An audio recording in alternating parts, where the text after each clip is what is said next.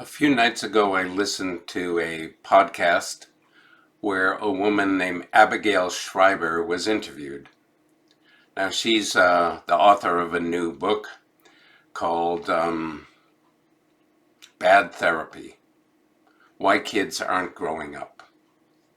And she, to tie this back to my two previous posts, talks about the world of trauma. Well, let me put it this way. More, she talks about what has happened as we have started to focus on so much on people's internal lives. So, and this is, I think, by far the most valid critique of this continual focus on trauma.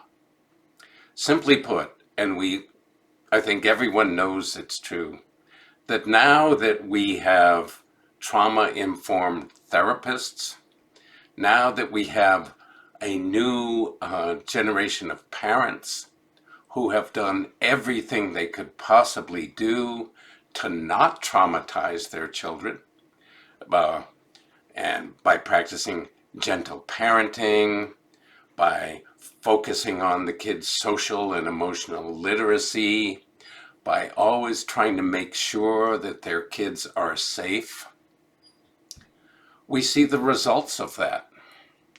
And the results are, to put it bluntly, this generation, who are the most privileged people in the history of the planet, these kids who've probably never had to work hard until they get blisters on their hands. These kids who've had everything done for them. These kids who've been spoken to and attended to in trauma-informed ways by parents who want to make sure that they don't damage their children. These kids have the highest rates of mental illness, depression, anxiety of any people in history. The most privileged generation and the most privileged people in the history of the world all talk about how bad they have it. And Abigail Schreiber says there are several reasons for this. One is in terms of social emotional learning, and this is a big focus of education today. When kids come to school, the first thing they have to talk about isn't turn in your papers, have you done your homework? The first part of the day is a sharing circle where kids are asked, how are you feeling? How are you feeling? Whenever issues come up in class, how do you feel about that? And everyone says, what's wrong with that? There is something wrong with that. Because when you're constantly asked how you're feeling, it gets you to always be thinking about yourself. How am I feeling? I'm feeling this. I'm feeling angry. Well, what would you like to do about it? The constant focus is on self. It's turned within.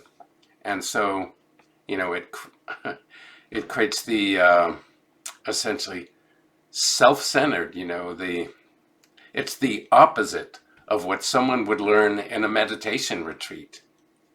On a meditation retreat, you learn how to attend to all of those things, and they're vast, that happen outside the self. And focusing on one's identity, one's ego, one's separate, solitary self is considered way off the mark. It's anti-mindful. Secondly, the practice of gentle parenting, where parents just don't lay down the law, or essentially where parents refuse to be adults and make the decisions. In that kind of a in that kind of an environment, you know, kids are allowed to get away with all sorts of horrible behavior. They scream at their parents, they swear at them, they throw their food, and the parents have been trained to not get angry, to always just to kind of be calm, to not respond with any kind of power, but to kind of put up with it, let the moment pass, and then when things come down, to say, "Oh, Joey, Jill, why did you do that? Why did you feel that way?" Um, to always ask the child why he or she engaged in this behavior. And Abigail Shrier says, this is awful for for many reasons. One, kids don't know why they do those things. Two, when a parent just doesn't take authority and say, I set the rules to this situation, kids all of a sudden feel like nobody's setting the rules. And that frightens them. They feel incredibly unsafe because they know very well they are not up to the task. And so if the parents aren't doing it, who is? Who's got this situation? And kids know, even the fact where they're constantly asked, oh, what would you like to do? And it's like the parents are essentially saying, well, I don't know, I'm not going to be an authority. I'm not going to take responsibility. I'm not going to say what the rules and standards are. So it essentially creates a situation where there aren't any. And on some level, that's deeply terrifying to kids. The third thing is that in this whole trauma-informed and making safe spaces, it's actually parents, and certainly this happens all the time in the school system, where decisions are turned over to mental health professionals. So, and essentially, when a child sees a mental health professional, and the mental health professional in a school asks, "How do you feel about your parents? Da da da. Do you often feel angry at your parents? Do you feel like your parents support you?" Giving that kind of power to a mental health professional, to a young kid, it drives a wedge between the child and the parents. It essentially damages the parent-child relationship. And the child learns from the mental health professional, yeah, my folks, they don't have it together. They're getting told by an expert that essentially their parents cannot be depended on. Their parents might be harming them. Their parents might be bad parents. And so this today is the situation we live in, and the result is kids are totally told to focus on themselves. They don't have parents who make the rules, and because of that, they feel totally lost. And so we've created a generation where kind parents who never want to hurt their children, who want to keep their kids safe, have created a generation of kids who are terrified, who are anxious, who don't have hardly any motivation to act in the world, who are afraid of taking responsibility, and who have some of the greatest, certainly if we're to believe it, have some of the greatest mental health problems. And if you ask them how they feel their mental health problems are worse than those who've actually had trauma. And I'll just end with one statistic which really drives this home.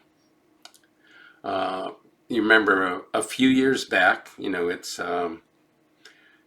was St. Patrick's Day just a couple days ago, and St. Patrick's Day is usually the day of the Boston Marathon.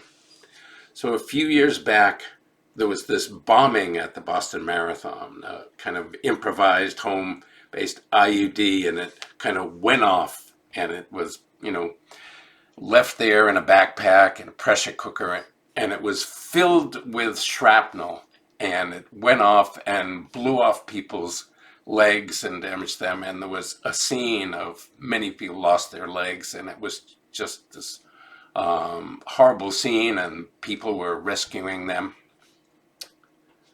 And so yeah, it was a horrible tragedy.